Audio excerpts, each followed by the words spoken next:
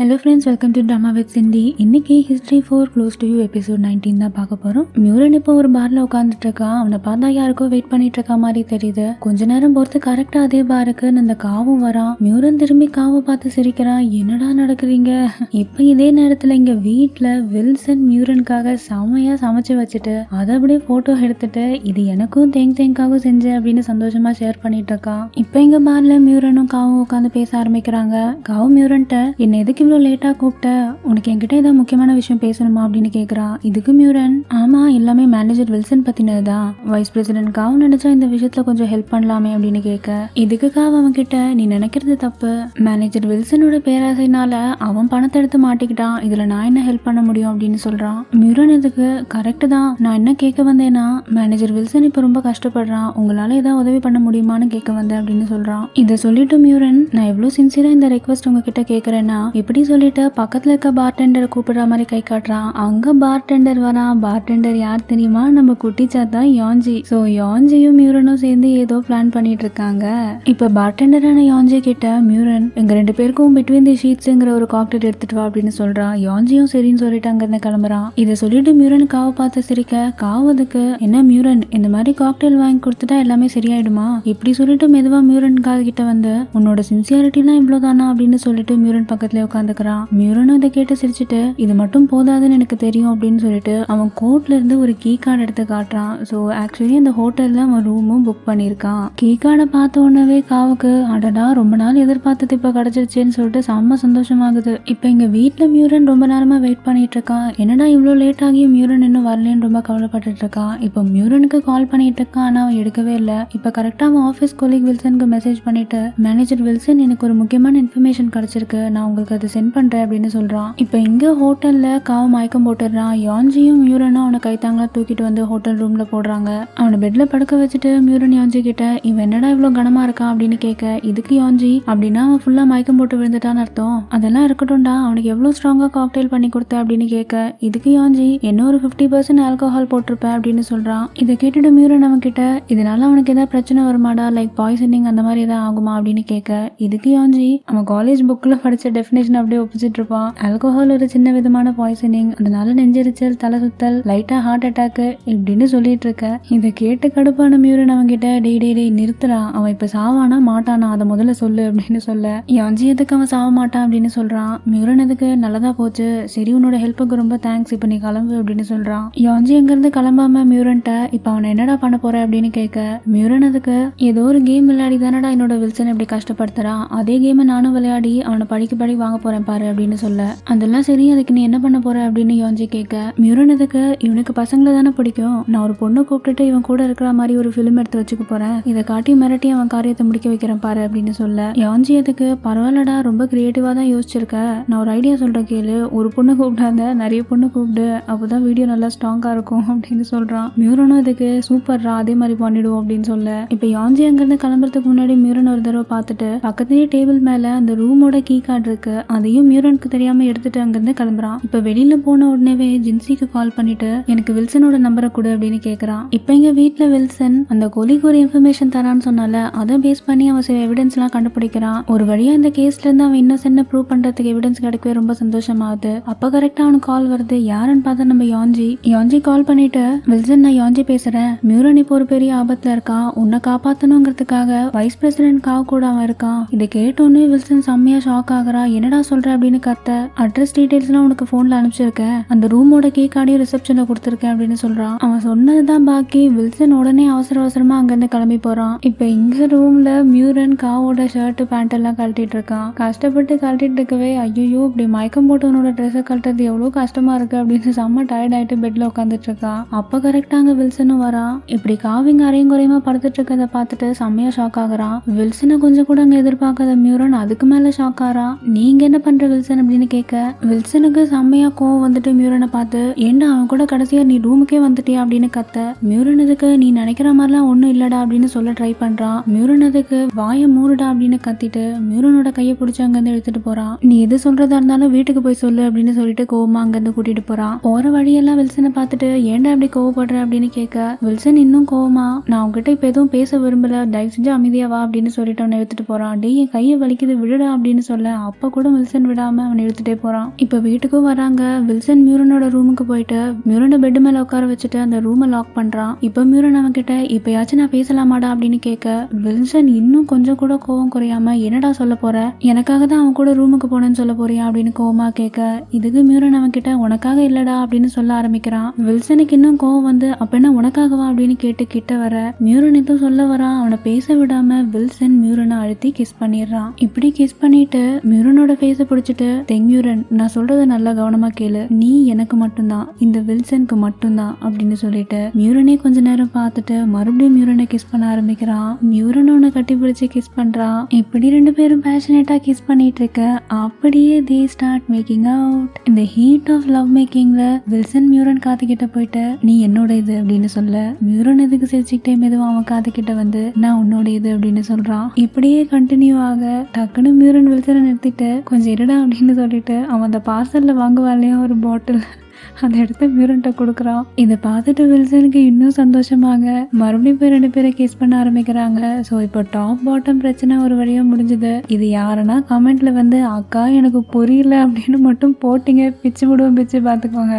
இப்போ அடுத்து இங்கே ஜின்சி வீட்டை காட்டுறாங்க. ஜின்சி யாஞ்சியும் அவனோட ரூமை ரெடி பண்ணிட்டு இருக்காங்க. யாஞ்சி எல்லாத்தையும் நல்லாவே எடுத்து வச்சுட்டு இருக்கான். இதை கவனிச்ச ஜின்சி அவன் கிட்ட வந்து நீ எப்படியோ ஒரு வழியா வீட்டுக்கு வந்து எல்லாரு கூடயும் ஒன்னா இருக்கிற சான்ஸ் கிடைச்சிருக்கு, கொஞ்சமாவது சந்தோஷமா இருண்டா அப்படின்னு சொல்ல இதுக்கு யாஞ்சி என்னத்த சந்தோஷமா இருக்கிறது, அதான் ஒன்னும் பண்ணக்கூடாதுன்னு சொல்லிட்டாங்களே அப்படின்னு ரொம்ப ஃபீல் பண்றான். இதை கேட்டுட்டு ஜின்சி அவன் கிட்ட இங்க பாருடா நீ ஒரு ஸ்டூடெண்ட், இப்போ இந்த மாதிரி தேவையில்லாத விஷயத்தெல்லாம் கவனம் வைக்காம படிப்புல கவனமாரு அப்படின்னு சொல்ல இதுக்கு யாஞ்சி டக்குன்னு ஏன் உனக்கு வேணாமா அப்படின்னு கேக்குறான். இப்படி ஒரு கேள்வியை கொஞ்சம் கூட எதிர்பார்க்காத ஜின்சி கொஞ்சம் தடுமாறிட்டு எனக்கு வேணாம் அப்படின்னு சொல்லிட்டு திரும்பிட்டு அவனே சிரிக்க ஆரம்பிக்கிறான். இப்ப யாஞ்சி வந்து ஜின்சிய பின்னாடி கட்டி பிடிச்சிட்டு நீ எப்படியோ ஒரு வழியா வீட்டுக்கு வந்துட்ட, அதுவே எனக்கு போதும் அப்படின்னு சொல்லி சிரிக்க இதுக்கு ஜின்சி ஆமா யாஞ்சி இவ்வளவு சீக்கிரம் எல்லா விஷயமும் சரியாயிட்டு நம்ம எல்லாருமே ஒரே ஃபேமிலியா இருப்போம்னு நான் கொஞ்சம் கூட நினைச்சு பார்க்கல, இது எல்லாத்துக்குமே காரணம் நீ தான், உனக்கு தான் நன்றி சொல்லணும் அப்படின்னு சொல்றான். ஜின்சி நீ வீட்டுல இருந்து வெளில போன அன்னையில இருந்து உன்னை எப்படி திருப்பி கூட்டிட்டு வரதுன்னு தான் நான் யோசனையாவே இருந்தேன், உன்னை வலுக்கட்டாயமா கூட்டிட்டு வரலான்னா என்னால முடியாது, சரி உன்னை இங்க எப்படியாச்சும் கூட்டிட்டு வந்து ரூம்ல பூட்டி வைக்கலாமா,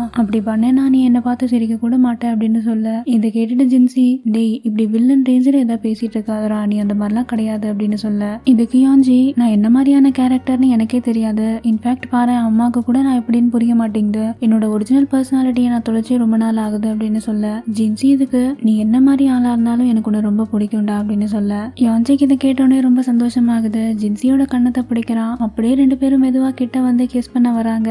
ஆல்மோஸ்ட் கிஸ் பண்ண போயிட்டாங்க. அப்ப கரெக்டா அங்க அவங்க அம்மா வந்துடுறாங்க. டேய் என்னடா பண்றீங்க இங்க அப்படின்னு சத்தம் போட நீ எனக்கு வாக்கு கொடுத்துருக்க இந்த மாதிரிலாம் பண்ண மாட்டேன்னு சொல்லிட்டு இப்ப என்ன நடக்குது அப்படின்னு சத்தம் போடுறாங்க.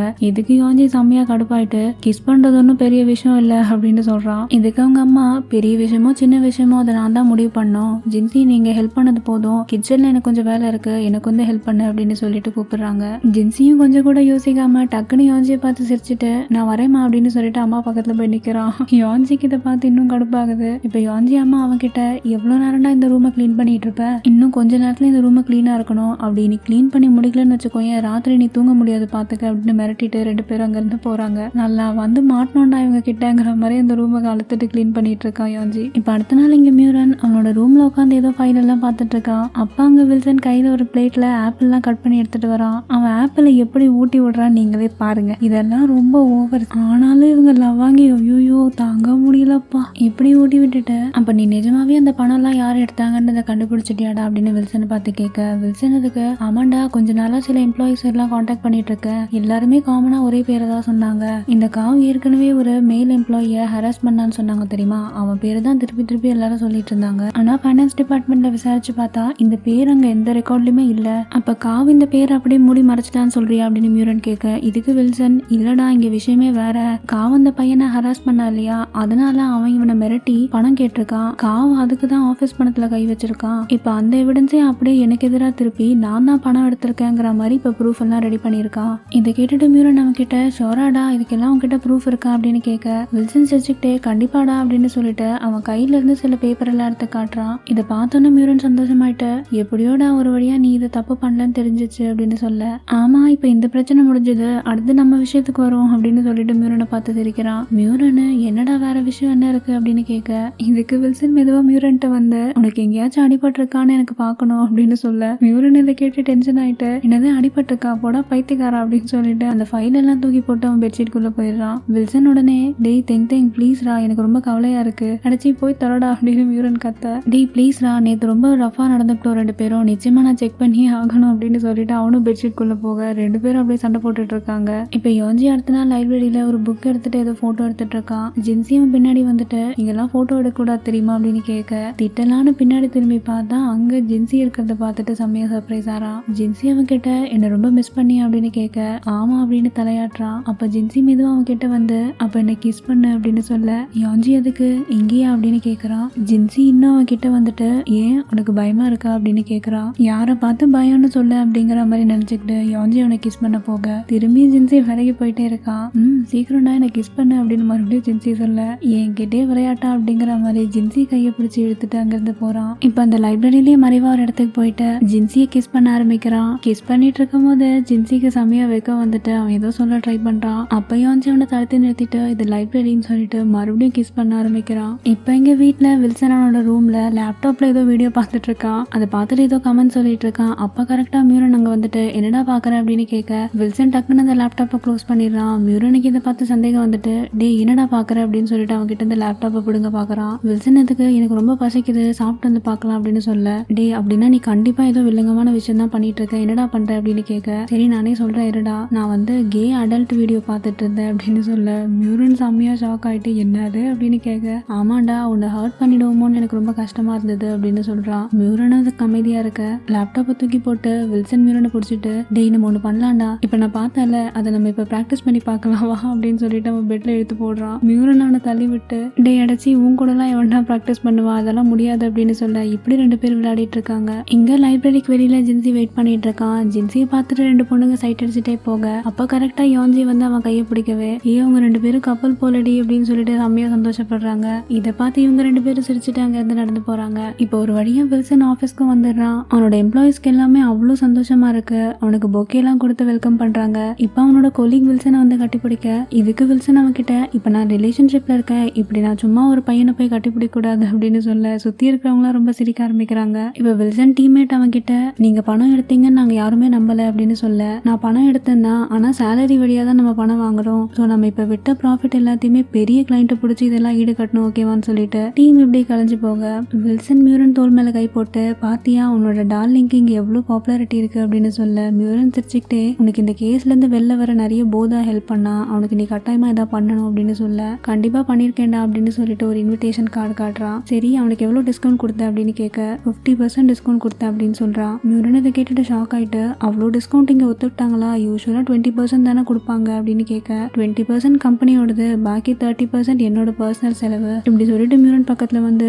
டே திங் இப்போ என் கையில இருக்க காசு எல்லாம் போயிடுச்சுன்னா நான் ரொம்ப ஏழை நீ தான் என்ன காப்பாற்றணும் அப்படின்னு சொல்லி அவன் தோல் மேல சாஞ்சிக்கிறான். மியூரன் இதுக்கு இப்படி கொஞ்சோண்டு அமௌண்ட்டை செலவு பண்ணிட்டு அப்படியே ஏன்டா ஏழை மாதிரி நடிக்கிற அப்படின்னு சொல்ல நீ நிஜமாவே என்கிட்ட காசு இல்லடா நீ தாண்டா என்ன பாத்துக்கணும் அப்படின்னு சொல்லிட்டு மறுபடியும் செல்லமா அவன் தோல் மேல சாஞ்சிக்கிறான். இதை பார்த்துட்டு மியூரனும் சிரிக்க ஆரம்பிக்கிறான். இப்ப வில்சனும் மெய்ஃபெங்கும் கேஃபடேரியால மீட் பண்ணி பேசிட்டு இருக்காங்க. அப்ப வில்சன் மெய்ஃபெங் கிட்ட நீ எனக்கு ரொம்ப ஹெல்ப் பண்ணேன்னு கேள்விப்பட்டேன் உன்ன மாதிரி ஒரு ஃப்ரெண்டு கிடைச்சதுக்கு நான் ரொம்ப சந்தோஷப்படுறேன் அப்படின்னு சொல்ல இதுக்கு மெய்ஃபெங் நீங்க ஆக்சுவலி மேனேஜர் மியூரனுக்கு தான் தேங்க் பண்ணோம் அவர் தான் ரொம்ப கஷ்டப்பட்டாரு அப்படின்னு சொல்ல வில்சன் இதை சிரிச்சுக்கிட்டே ஆமா கண்டிப்பா அவனோட பொக்கிஷம் ஆச்சு அப்படின்னு சொல்ல இதை கேட்டு ரெண்டு பேரும் சிரிச்சிட்டு இருக்காங்க. இப்ப ஆபீஸ் முடிச்சுட்டு வாங் மெய்ஃபெங் ஜின்சி எல்லாருமே நடந்து வந்துட்டு இருக்காங்க. இப்ப வாங்கும் மெய்ஃபெங்கும் காவை பத்தி பேசிட்டு வராங்க. அந்த ஹோட்டல்ல காவ் ஏதோ பொண்ணுங்க கூட இருந்ததுனால அவரை போலீஸ் வந்து அரெஸ்ட் பண்ணிட்டு போயிட்டாங்களா அப்படின்னு பேச இதுக்கு மெய்ஃபெங் இதெல்லாம் பார்த்தா ஏதோ கோயின்சிடென்டெல்லாம் நடக்கிற மாதிரி இல்ல யாரோ பிளான் பண்ணி பண்ண மாதிரி இருக்கு. டைரக்டர் ஜின்சி நீங்க என்ன நினைக்கிறீங்க இது யார் பண்ணிருப்பாங்கன்னு உங்களுக்கு ஐடியா இருக்கா அப்படின்னு கேட்க ஜின்சி இதுக்கு மெதுவா சிரிச்சுட்டு எனக்கு ஒன்னும் தெரியாது அப்படின்னு சொல்றான். இப்படி இவங்க எல்லாம் பேசிட்டு இருக்க தூரத்துல யாஞ்சி வெயிட் பண்றதை பார்த்துட்டு இவங்க கிட்ட பாய் சொல்லிட்டு யாஞ்சி கிட்ட போறான். இப்ப ஜின்சி யாஞ்சி கிட்ட போன உடனே யாஞ்சி மெதுவா ஜின்சியோட கண்ணத்தை தொடுறான். இது தூரத்துல இருந்து வாங்கும் மெய்ஃபெங்கும் பார்த்துட்டு அவ்வளவு ஷாக் ஆறாங்க. இப்ப ஃபைனலி யாஞ்சியும் ஜின்சியும் கையை பிடிச்சிக்கிட்டு அங்க நடந்து போறதை பார்த்துட்டு இவங்க ரெண்டு பேருக்கு கிட்டத்தட்ட மயக்கமே வந்துருது. லிட்டரலா சந்தோஷத்துல அப்படியே குதிச்சிட்டு இருக்காங்க. ஆனா ஒண்ணு ஃப்ரெண்ட்ஸ், இந்த சீரீஸ்ல இந்த 2 கேரக்டர் மட்டும் நம்ம பிஎல் ஃபேன்ஸ்க்கு உண்டான அத்தனை ப்ராப்பர்ட்டிஸும் அப்படியே தெளிவா காட்டுறாங்கல்ல. இங்க நைட்டு ஜின்சி வீட்ல யோன்ஜி அவன் தான் சமைப்பேன்னு அடம் பிடிச்சிட்டு இருக்கான். சமைக்கிறான் ரொம்ப லேட் ஆகுது. சரி அம்மா அப்பா பசி தாங்க மாட்டாங்களேன்னு சொல்லிட்டு ஜின்சி அவங்களுக்கு ஃப்ரூட்ஸ் எல்லாம் கட் பண்ணி கொடுத்துட்டு இருக்கான். இப்ப யோன்ஜி உள்ள இருந்துட்டு, அம்மா உப்பு எங்க வச்சிருக்க, அதை கூட உருப்படியே வைக்க மாட்டியா நீ அப்படின்னு கத்திட்டு இருக்க. அவங்க அம்மா டென்ஷன் ஆகி அங்கிருந்து எழுந்து போக அவங்க அப்பா தடுத்துட்டு, நான் போய் அவனுக்கு ஹெல்ப் பண்றேன் அப்படின்னு சொல்லிட்டு கிச்சனுக்கு போயிட்டு யோன்ஜி சமைக்கிறத பார்த்துட்டு அவர் இப்படிதான் சமைக்கணும் அப்படின்னு அவனுக்கு ஹெல்ப் பண்ணிட்டு இருக்காரு. அவ்வளோ ஒரு பியூட்டிஃபுல்லான ஒரு அப்பா பையன் பாண்டிங் காட்டுறாங்க இங்க. இப்படி சமைச்சிட்டு எல்லாரும் டைனிங் டேபிள்ல உட்காந்து சாப்பிட போறாங்க. சாப்பாடு செமையா இருக்கிறத பார்த்துட்டு அவங்க அம்மா, எல்லாமே நீங்க தான் சமைச்சீங்களா அப்படின்னு அவங்க அப்பா பார்த்து ஆச்சரியமா கேட்க, இதுக்கு ஜின்சி, அப்பா நிஜமாவே சூப்பரா சமைப்பாருமா, எனக்கு ஸ்கூல்ல லஞ்ச் பேக் பண்ணி கொடுக்கும் போதெல்லாம் எனக்கு கொஞ்சம் கூட இருக்காது, என் ஃப்ரெண்ட்ஸே எல்லாத்தையும் சாப்பிட்டுருவாங்க. இதை கேட்டுட்டு யோன்ஜி, இது முதல்ல சொல்லக்கூடாதா, தினமும் அப்பாவே சமைக்க சொல்லியிருக்கனா, இவ்வளவு நாள் அம்மா சமைக்கிறத கஷ்டப்பட்டு சாப்பிட்டுருக்க வேண்டாம் அப்படின்னு சொல்ல ஜின்சி அம்மாவுக்கு டிஃபெண்ட் பண்ற மாதிரி, அதெல்லாம் இருக்கட்டும், நீ எனக்காக சமைக்கலாம் கத்துக்கிட்டேன்னு உன் டைரியில எழுதியிருந்த, அதெல்லாம் எங்க அப்படின்னு கேட்க யோன்ஜி சிரிச்சுக்கிட்டே, நான் கண்டிப்பா கத்துப்பேன், எனக்கு கொஞ்சம் டைம் கொடு அப்படின்னு சொல்றான். இவங்க 2 பேரும் இப்படி பேசிட்டு இருக்கிறத பார்த்துட்டு அம்மா அப்பாவும் சிரிச்சிட்டு இருக்காங்க. இப்ப அப்பா இவங்க 2 பேரை பார்த்துட்டு, நானும் அம்மாவும் உங்களை வாழ்த்துறோம், நீங்க எப்பவுமே இதே மாதிரி பிரியாம சந்தோஷமா ஒரு குடும்பமா ஹாப்பியா இருக்கணும் அப்படின்னு சொல்ல ஜின்சி இதை கேட்டுட்டு ரொம்ப எமோஷனலா ஃபீல் பண்ணிட்டு, ரொம்ப தேங்க்ஸ்பா அப்படின்னு சொல்ல அவங்க அப்பாவும் கொஞ்சம் கண் கலங்குறாரு. ஜின்சி சந்தோஷமா இருக்கிறத பார்த்துட்டு யோன்ஜி அவனை பார்த்து சந்தோஷப்படுறான். யோன்ஜியால தான் இது எல்லாமே நடந்துச்சுன்னு சொல்லிட்டு யோன்ஜி கையை இறுக்கமா பிடிச்சிக்கிறா ஜின்சி. இப்படி எல்லாரும் சந்தோஷமா உட்காந்து சாப்பிட்டுட்டு இருக்காங்க. என்னதான் இது சீரியல்னாலும் இந்த சீனை பார்க்கவே மனசுக்கு ரொம்ப அமைதியாகவும் ரொம்ப சந்தோஷமாவும் இருக்கு. லவ் இவ்வளோ சிம்பிளா இருந்தா எவ்வளோ நல்லா இருக்கும்ல. இப்ப அடுத்து இங்க ஆஃபீஸ்ல அந்த காசிப் பொண்ணு இருக்கா இல்லையா, அவ மெய்ஃபெங் கிட்ட வந்துட்டு ஒரு சாக்லேட் டப்பா வாங்கி கொடுக்குறா. மெய்ஃபெங் இதை பார்த்துட்டு எனக்கு வேணான்னு சொல்ல அந்த பொண்ணு மெய்ஃபெங் கிட்ட, என்ன மன்னிச்சிடு, நான் உன்னை பத்தி தப்பா அந்த வீடியோவும் போட்டோவெல்லாம் லீக் பண்ணிட்டேன், நீ புதுசா வந்திருக்க, அதுவும் இல்லாம மேனேஜர் வில்சன் மேனேஜர் மியூரன் கூட எல்லாம் இவ்வளோ ஈஸியா பழகுறியா, அதை பார்த்து எனக்கு ரொம்ப பொறாமையாயிடுச்சு, நானும் ரொம்ப வருஷமா இருக்கேன், நான் வாங் கிட்ட கூட ரொம்ப க்ளோஸா பழகினது இல்லை அப்படின்னு சொல்ல, உன்கிட்ட மட்டும் எப்படி இவ்வளவு நல்லா பேசுறாங்க அப்படின்னு கேக்குறா. இதுக்கு மெதுவா மெய்ஃபெங், எங்க 2 பேருக்கும் காமன் இன்ட்ரெஸ்ட் இருக்கு, அதனாலதான் அப்படின்னு சொல்ல, என்னது அது சொல்ல, நானும் தெரிஞ்சுக்கிறேன் அப்படின்னு கேட்க மெய்ஃபெங் மெதுவா அவகிட்ட வந்து, நீ இது யார்கிட்டயும் சொல்ல மாட்டியே அப்படின்னு சொல்றா. நோனும் கண்டிப்பா சொல்ல மாட்டேன் அப்படின்னு ப்ராமிஸ் பண்ண மெய்ஃபெங் மெதுவா அவகிட்ட, உனக்கு பிஎல்னா என்னன்னு தெரியுமா அப்படின்னு கேட்க, ஓ தெரியுமே அப்படின்னு சொல்ல கொஞ்சமா அவளுக்கு பிஎல் பத்தி எக்ஸ்பிளைன் பண்ண ஆரம்பிக்கிறா. இந்த ஒரு ஸ்வீட்டான மொமெண்டோட இந்த எபிசோட் முடியுது. நாளைக்கு இந்த சீரீஸோட ஃபைனல் எபிசோட். இந்த வீடியோ பிடிச்சிருந்தா லைக் பண்ணுங்க, காமெண்ட் பண்ணுங்க, மறக்காம நம்ம சேனலுக்கு சப்ஸ்கிரைப் பண்ணுங்க. நாளைக்கு ஃபைனல் எபிசோட்ல மீட் பண்ணலாம். Until then, stay safe, be happy, have love, cheers, bye.